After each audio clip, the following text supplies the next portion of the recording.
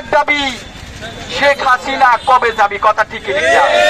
আমি আজকের এই দিনে আরেকটা স্লোগান দিতে চাই, এক দফা এক দাবি, চাঁদাবাজি বাংলা ছাড়বি। এক দফা এক দাবি, চাঁদাবাজি বাংলা ছাড়বি। আমরা চাঁদাবাজদের দ্বারা বাংলা দেখতে চাই না। আমার যদি ডাক হয়, বাংলাদেশে যেইভাবে 24-এর রূপান্তরের জন্য ছাত্র জনতা ডেকেছিল যে শেখ হাসিনার পতন চাই, আমরা আবারও যদি ডাক দেই বাংলাদেশ থেকে চাঁদাবাজ উৎখাতের জন্য, আবার একটা 24 গঠন হবে। আবার যদি 24 গঠন হবে, কারা কারা প্রস্তুত আছে? সন্ত্রাসীদের কালো হাত ভেঙে দাও, গুড়িয়ে দাও, ভেঙে দাও, গুড়িয়ে দাও, সন্ত্রাসীদের কালো হাত। তাকবীর। আমাদের স্লোগান থাকবে 24-এ গেছে স্বৈরাচার, 25-এ যাবে চাঁদাবাজ। আপনারা সংবাদগুলি সঠিকভাবে গণমাধ্যমের মাধ্যমে জনগণের কণ্ঠ করে পৌঁছে দেন, আমরা আপনার পাশে আছি, কথা ঠিক। ইসলামী আন্দোলন বাংলাদেশ সর্বদা সত্যের পথে থাকবে। যতদিন মওত না আসবে ততদিন আপনাদের পাশে আছে। আপনারা ইসলামী আন্দোলনের বাংলাদেশের পক্ষে থাকুন।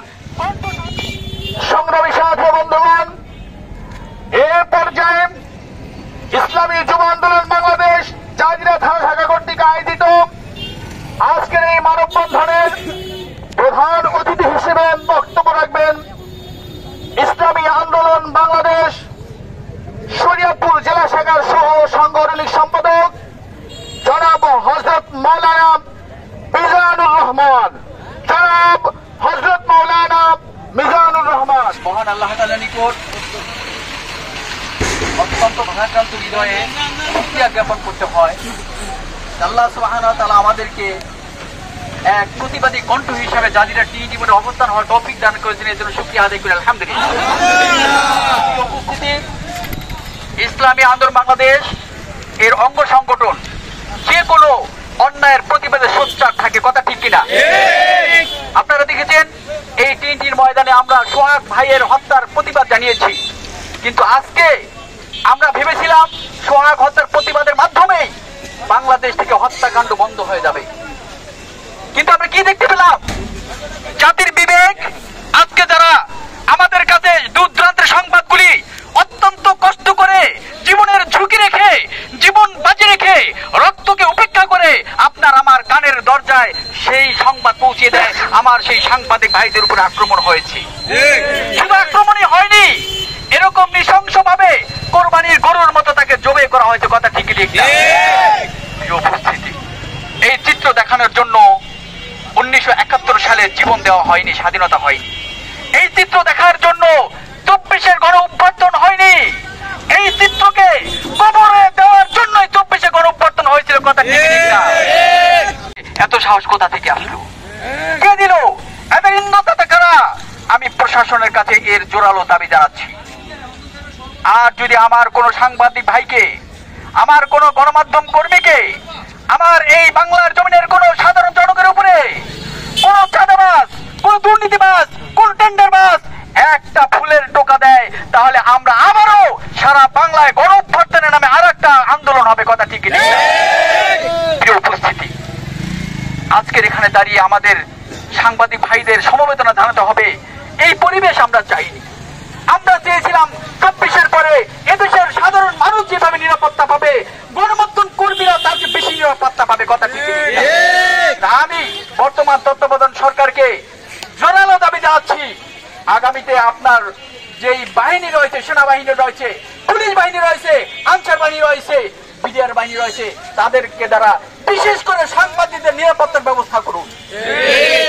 প্রয়োজন হয় আপনি সকল উপদেষ্টাদেরকে ডাকিয়া সাংবাদিকদের নিরাপত্তার জন্য, বাংলাদেশের রাজনৈতিকবিদদের নিরাপত্তার জন্য যেইভাবে নিরাপত্তা কর্মী বানানো হয়েছে, ঠিক সাংবাদিকদের নিরাপত্তার জন্য এরকম কর্মী সংগঠন গঠন করতে হবে, কথা ঠিক।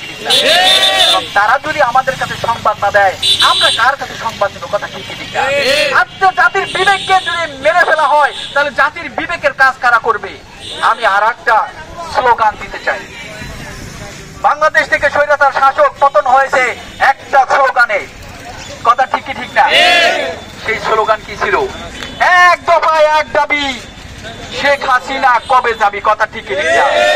আমি আজকের এই দিনে আর দিতে চাই, এক দফা এক দাবি, চাঁদাবাজি বাংলা ছাড়বি। এক দফা এক দাবি, চাঁদাবাজি বাংলা ছাড়বি। আমরা চাঁদাবাজদের দ্বারা বাংলা দেখতে চাই না। আবার যদি ডাক হয়, বাংলাদেশে যেইভাবে 24-এর রূপান্তরের জন্য ছাত্র জনতা ডেকেছিল যে শেখ হাসিনার পতন চাই, আমরা আবারও যদি ডাক দেই বাংলাদেশ থেকে চাঁদাবাজ উৎখাতের জন্য, আবার একটা 24 গঠন হবে। আবার যদি 24 গঠন হবে, কারা কারা প্রস্তুত আছে? সন্ত্রাসীদের কালো হাত ভেঙে দাও, গুড়িয়ে দাও। তাকবীর। আমাদের স্লোগান থাকবে 24-এ গেছে স্বৈরাচার, 25-এ যাবে চাঁদাবাজ। 24-এ যেইভাবে স্বৈরাচার লেজ গুটিয়ে ভারতকে আস্তানা কাটতে হয়েছে, ঠিক 25-এ আমরা চাঁদাবাজদেরকে বাংলার জমিন থেকে খতম করে ছাড়বো। কথা ঠিক না? এ ব্যাপারে আমরা সাংবাদিক ভাই যারা রয়েছেন তাদেরকে সোচ্চার হওয়ার জন্য সবিনয় অনুরোধ জানাচ্ছি। আপনারা সংবাদগুলি সঠিকভাবে গণমাধ্যমের মাধ্যমে জনগণের কণ্ঠ করে পৌঁছে দেন, আমরা আপনার পাশে আছি। কথা ঠিক না? ইসলামী আন্দোলন বাংলাদেশ সর্বদা সত্যের পথে থাকবে। যতদিন মৌত না আসবে ততদিন আপনাদের পাশে আছে। আপনারা ইসলামী আন্দোলনের বাংলাদেশের পক্ষে থাকুন, কণ্ঠস্বরকে সঠিক পথে চালান। আর চাঁদাবাজদের দ্বারা আমরা বাংলাদেশ দেখতে চাই না। কথা ঠিক না? আসসালামু আলাইকুম।